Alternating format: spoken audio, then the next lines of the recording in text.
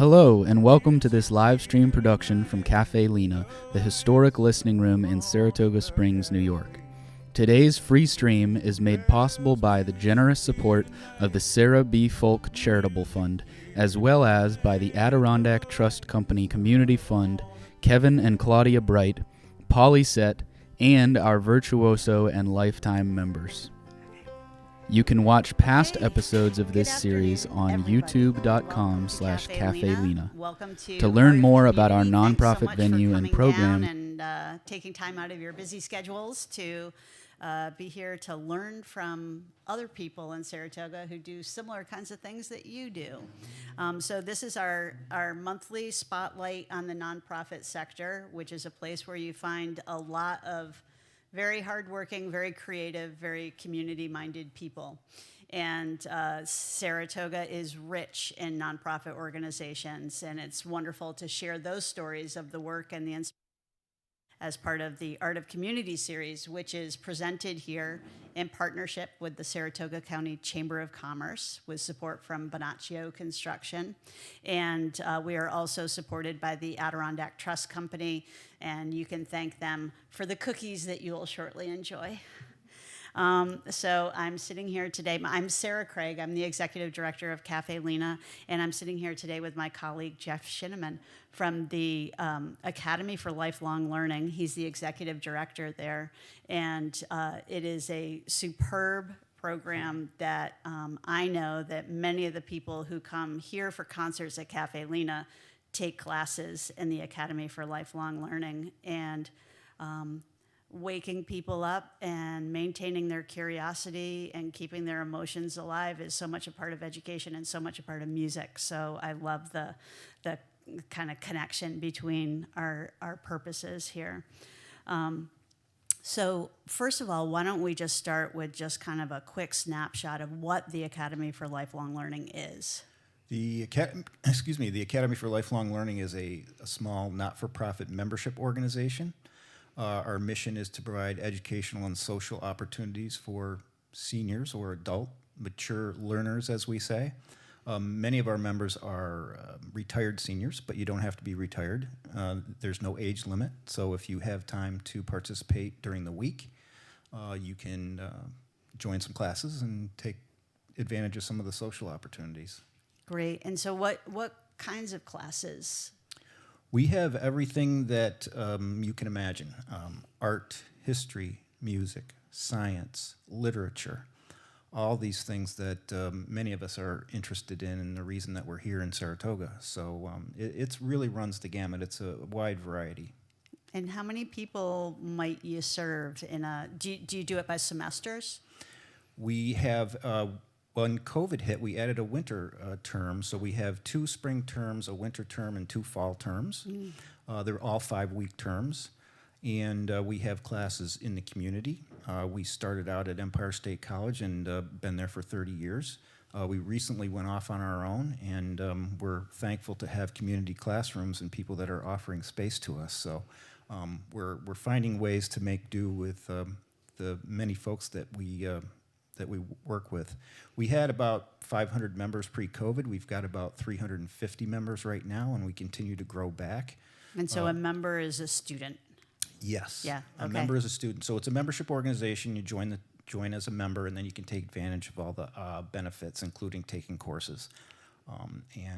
We've over the 30 years, we've served thousands and thousands of mature learners here in the region. It sounds super fun. It sounds super fun. Great. When and you say, we were with Empire State for 30 years, and then we went out on our own. That sounds like a story that I want to hear more about. But I'm going to hold off on that one for just a second. Okay. So what I want to do, though, is back up and just find out a little bit more about the man behind the Academy, and that's you. So how did you get on a path of running a nonprofit organization. Where did that start in your life? Is that, goes back to being a child in Boy Scouts, or what is it? Yes, I'm actually an Eagle Scout. Whoa, good guess. Very good. We didn't even talk about that yet. My parents were very involved. Grew up in the Finger Lakes in Skaneateles, New York, in a small town. My dad was a trustee in the village. My mom was a volunteer and ran the garden club. She was a substitute teacher, a Christian education director, volunteered in many things. There was an Austin Park Development Fund, which developed a sports facility there, an ice rink and tennis courts and things like that. So my family's always been very involved in not-for-profits. My sister's actually works for the Allen Foundation in Skaneateles, a not-for-profit. So I got involved in that, and then when I graduated college, I went to work for ADP, which is a payroll service. And in working for ADP, I had to go out and network, so I got involved in the chamber.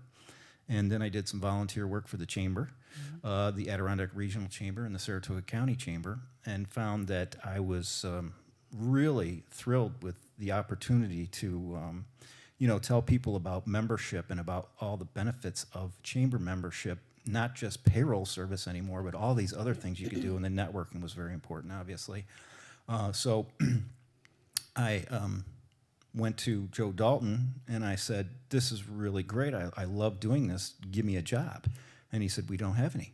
And so I went to the Albany Colony Regional Chamber at that time, back in 1999, and met with Linda Hillman, and I convinced her to hire me, and they did, and I commuted for 5 years, and then an opening finally occurred in Saratoga, and I joined the chamber there, and really enjoyed my 13 years there. So working with other volunteers as well. I was now paid by the chamber, but I oversaw a bunch of volunteers that helped me recruit members. So. I feel like I can kind of see a common thread in there, but I'm not sure it would be obvious to everyone to go from like a childhood where there's sports happening, and then to go to a payroll company, and then to go to a chamber of commerce, and then to go to a senior education program. What's the thread? Well, the mission and the experience is really phenomenal. I'd love to get people together for networking and connecting and communicating and all those things. When I left the chamber, I was looking at different organizations. I wanted to stay in the not-for-profit realm because I really enjoyed it. And when I heard about this opportunity, the mission of the Academy for Lifelong Learning was very interesting to me, and that is that we serve seniors in our community. And working for the chamber, I know that more and more retired seniors are moving to Saratoga because of the wonderful place that it is. It's walkable. There's all kinds of museums and history and sports and all kinds of activities to stay active as we age. And so that's what the Academy really does. We keep people stimulated mentally and physically, give them an opportunity to go out and meet other people, have great, interesting discussions, and just really get to know their community a lot better and the people that are in it. Sometimes we don't even know who our neighbors are, and we wave to them as we take the trash out. But other than that, we really don't know them. So this gives people an opportunity to network and be involved and meet new people and go to lunch and do all kinds of different things. So. Yeah, yep, that's great. Sometimes I talk about what happens here and seeing people at concerts and stuff is like, what really charges me up is that opportunity to feel like you're giving people a chance to be their best selves. And I would imagine that must be a big part of what happens. It's phenomenal. And our study group leaders, our instructors for our educational programs are all volunteers. And so a lot of them are retired teachers, or they just learned a skill, or they have an expertise, or they did some research on a certain thing that they might want to share with others.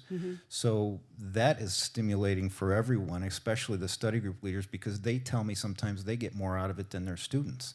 The discussions they have, the things that they learn, the appreciation. Our members and our students go to class not because they have to, but because they want to. And it's really a wonderful thing. I think what you're talking about also just reminds me of every organization represented here has volunteers, and that those are the experiences you're giving your volunteers. You're giving them the opportunity for those kinds of connections and keeping skills alive and staying social, and that's such an important part of the nonprofit world. So those are all the positives, and then there's also a side of the nonprofit world where there's passions run hot, and there's so much that you want to do, and probably always like a little bit more than what you have the money or the time for in that moment, and so things can get stretched thin from time to time, and there's always sort of a cycle like that. And so when you sort of take that high level look at the world that you're working in, what are the things that can keep you up at night sometimes? Well, I have 10 bosses on my board of directors currently, so Anybody else have that? we have a lot of bosses, and then I've got one at home too. So it's always a challenge to try to bring people together under a common cause. Mm-hmm. Everybody's got different ideas. There's always going to be naysayers and people that say you can't do that. And I know that I can, maybe not with you, but there are things that you can work around. And the challenge of creating something new, or improving on processes, or improving on fundraising activities, or improving on member recruitment, or making a better volunteer experience for someone on a committee or something of that nature. So there's just a lot of challenges, and there's personality differences. I'm like a type D, so give me the facts, let's make a decision, let's move on it. And other people are like, well, let's talk about the details and make a short story longer. And so you have to learn how to deal with a lot of people and be patient and listen.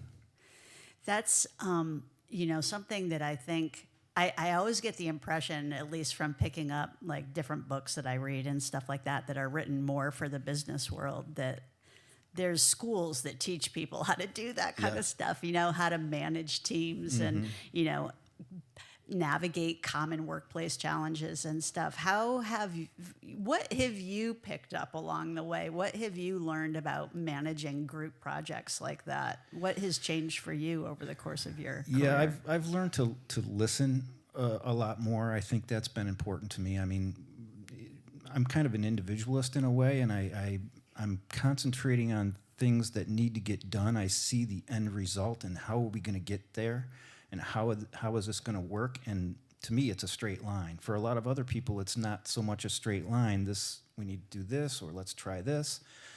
So you have to be open to new ideas. You have to be open to getting consensus among those that are working on something, and that's really important. And I've learned over the years that that's one of the things that I'm conscious of. Do you have a story to share? Wow. Well, there are times when you have leadership or volunteers that you don't get along with, and you try to.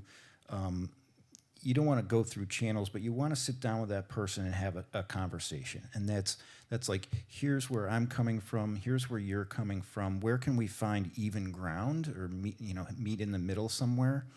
So there's been instances where that's been difficult, and sometimes people just don't fit, and so they have to, we have to help them realize that this is not the way we really are going to go forward in your style or your way, and this is the reason why the other way is better, and for not only staff but the volunteers, and to fulfill our mission and to grow as an organization. So I think having the courage to sit down and just talk openly with somebody like that is often kind of like all it takes, because sometimes people who are being fractious in an organization mostly just need to know that they're being recognized and that their opinions are being heard and stuff like that. And there's this sort of saying in the nonprofit world, you can't fire a volunteer. But lots of times you have to kind of find something else to do with them. Yes. Yeah. It's tough, but yeah, you work around it and you work through it, and things work out in the That's long great. run. So So I referred to the passion that's behind this work, and lots of times I think that nonprofit leaders have this vision of, how the world could be better, like if everybody would just, Yeah. and so we are, in whatever way it is, whether we're working with thoroughbred racehorses or senior citizens or folk musicians or nature trails or whatever it is, I think we're all trying to contribute to a healthier, better community. Talk a little bit about how maybe that fits into the work that you do. yeah, we have a luncheon coming up on April 14 at the Holiday Inn. I'll just plug that a little bit, with Dr. Landry, who's written a book called Live Long, Die Short, and it's all about community, and it's about living your life to its fullest right up until the end. And so, that community contact and the things that functions like the Academy offers can get to are really important. I'm sorry, I forgot the question. Well, what you're talking about, though, is definitely inspired by the question, which is just like how the Academy for Lifelong Learning contributes toward a healthier world, or toward the vision you have for the world. Yeah, I mean, if we're staying active as we grow older, obviously we're stimulated mentally and physically, and we just live a healthier life. Communication, social activity is very important. We found pretty quickly when COVID hit that it wasn't just the educational piece that our members were interested in, it was the social opportunities. And so although we provided Zoom courses and we partnered with the University of Southern Florida to offer their classes too, as soon as COVID hit, they were like, yeah, the education piece is good and it's interesting, and sometimes the discussion's okay on Zoom, but we want to go to lunch, So that social aspect of it kind of faded a little bit, and we realize it's very important. And emails are okay, and a phone call is good, but a face-to-face is really where it's at, and where people, as they age, they want to get together with people and talk and have conversation. Some of our members don't have email, so we're getting to the point where we're hoping to get everybody back together safely and continue and grow in the community. Yeah, great. What would you say are the biggest challenges that are faced by the seniors that you serve? Yeah, well, they can find what they're looking for, I think, especially in Saratoga. It's somewhat irritating sometimes when somebody said, "Oh, I've never heard of the Academy for Lifelong Learning." I said, "Well, how long have you been here?" "Oh, 5 years." "Oh my goodness, what am I doing wrong?" You really have to stay connected, and I think talking to neighbors, having social activities, learning about new things, learning about new restaurants and museums and trails and volunteer opportunities. All these things are important, and there's just so many things that we can do here in Saratoga. It's amazing. So if you want to volunteer and want to get involved, this is a great city and a great area to do that. Mm-hmm, mm-hmm.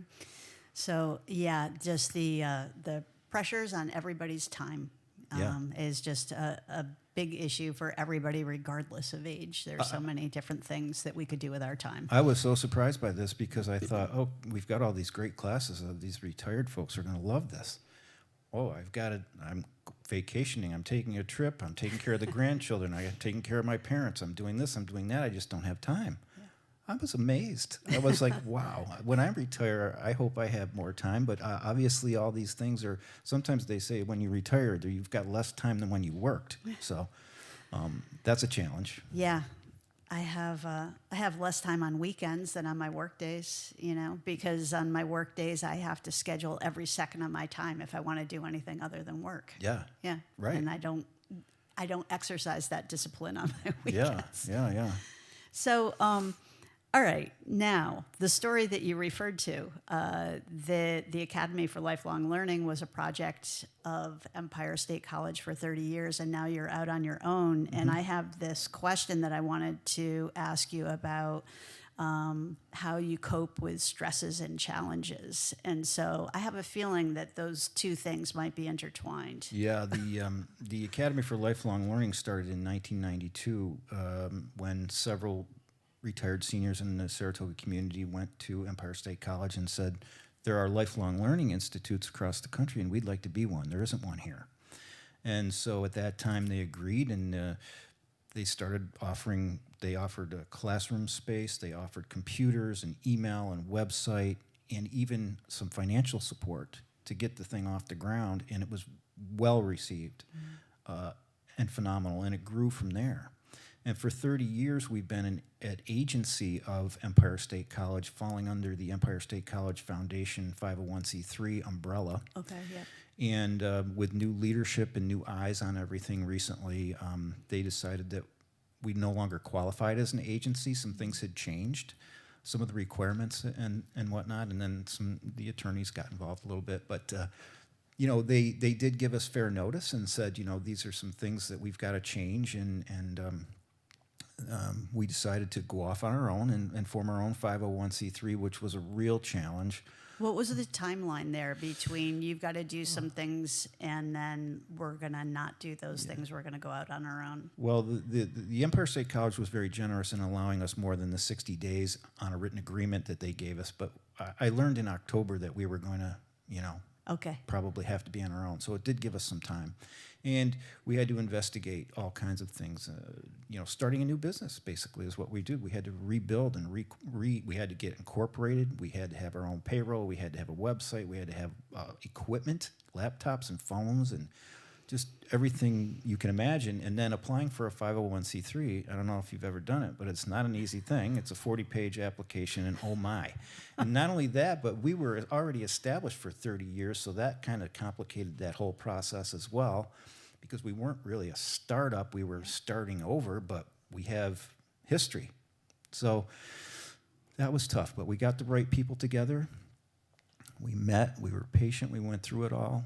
We had some phenomenal volunteers, and we got it done. A lot of people said it would take forever, even though once we submitted it, it might take 6 or 8 months. It didn't. It was weeks, and that was phenomenal. And as an established 501c3, or even as we applied for one, all our funds were at the foundation. Mm-hmm. So we didn't even have access to our money. And then Empire State College allowed us to transfer some of the money into a bank account at a local bank, and we were able to function and continue and plan, and it seemed pretty seamless. I mean, it wasn't seamless to me, but it was seamless to a lot of our members. In fact, one of them recently emailed me and said, "I'm so impressed with what you've done to transform ALL into a bona fide 501c3. I'd like to celebrate that effort by contributing to your 30 for 30 campaign, which is $30,000 for our 30-year anniversary," and that put us over our goal. So it's just, you know, it's nice. It's one of the rewarding things and one of the things that keeps you going. And I know that's probably one of your questions, but to hear from members that value what you do and really appreciate it, and it means something to them. You know, I would imagine also that when you go through a crisis like that and then people come out of the woodwork to save it, you know, and to keep it going, you've got a whole bunch of brand new stakeholders with their own new connections, and it's probably like a whole nice surge of kind of fresh energy in the organization. Yeah. It definitely is. We got some great new volunteers. We made new partnerships with folks in the community and with entities. Like, you know, the summit has been great. Prestwick Chase has been wonderful. Retirement communities like that. Lois at the Senior Center has been terrific in allowing us classroom space there. The New England Presbyterian Church. I mean, all these wonderful folks have kept us going and allowed us to offer our classes. So it's been really rewarding and nice. What, you know, I'm sitting here thinking that different leadership might have said, well, that's it. They cut the cord and we're done. Yeah. And you said, okay, we're going to reinvent ourselves. What's that? Where's that come from? Yeah, I it was the challenge of it, really. It's like, wow, here's a brand new challenge. We can really go to town on this and make it even bigger and better. And we had talked about going out on our own for several years anyway. Now we were forced to. Yeah. So it was, there was a couple of people said, well, now what are we going to do? We're probably going to go down the tubes. Somebody tells me I can't do something, then it's like, oh, wait a second, So that was the challenge of it, to show people that we could do it and that we could get there, and that, the leadership piece for me was trying to maintain enthusiasm and get people to believe in what I was saying and to go forward. Yeah. And that worked out very well. I think you see that with nonprofit leaders, because kind of inherent to our work is that we're drawn to solving problems. Yeah. It's just kind of the temperament. Yes, and there's always problems or challenges, as we say. Let's see. So it sounds like 30 for 30 campaign that you do have to fundraise to run the program now, particularly since you're your own nonprofit now. What do you think it is that inspires people to fund your work? Well, I think they see the results of what we do, and they experience it for themselves as well. I mean, most of our donations come from our members. They don't come from the community, although we have had some very generous grants and things of that nature that we've applied for. But our members are the ones that support us above and beyond the regular membership dues and class fees, which is the bulk of our revenue. And the college did support us for a long time financially, and then when I took the job in 2013, they cut us off. So I took the long-range development committee and turned it into the resource development committee, which was difficult because our members, retired seniors mostly, were like, well, how can we ask for money? How can we raise funds like that? We're not curing cancer or anything like that. I said, well, because your membership dues right now are only $60. If you want them to be $600, we cannot do any fundraising, and then we'll be fine. So they started to think, and we created, the fundraising activities are fun. I mean, we do trivia, we do picnics in the park, we go to SPAC, we have all kinds of different activities. We do ice cream socials, we have entertaining activities. We've been here to Caffe Lena for wine tasting and things of that nature. So it's fun, and it's part of the social activity, and at the same time, we can raise a little money doing it. There's only 2 part-time people, myself and Laura Brown, who's with my Leadership Saratoga fellow grad in 2000. And she took this job about a year ago, January. She had no idea what she was getting into, but we work very well together. Who does? Yeah, I know. I didn't know what we were getting into either. But we work well together, and she's done a phenomenal job in resurrecting this organization and keeping things on the straight and narrow. And the fundraising is a very important part, and I think our members understand that. So we disguise it sometimes, but it's there. You thought you were going to a party. Yeah, right. All right. So we're pretty much out of time here, and I just want to ask you if you have any last thing that you'd like to say. I don't want to leave anything out. I have a nice little thing from one of our members said, the Academy has made possible a very positive experience for both of us, he and his wife. The classroom discussions are intellectually stimulating. At the end of each term, we feel we have a little better understanding of the world around us and of ourselves. The camaraderie among fellow class members and leaders leaves everyone with a comfortable personal feeling. The Academy is a very worthwhile organization. We are happy to contribute to its success. Aw, that's great. Makes me. Yeah, you know what? Thanks for creating that for people, because... thanks for those who came lives. before me, and it's a great opportunity, and I'm happy to be continuing the legacy of the Academy and serving our seniors in our community. I love it. All right. Thanks so much, Jeff. Thanks for taking time today. Thanks. All right. Great.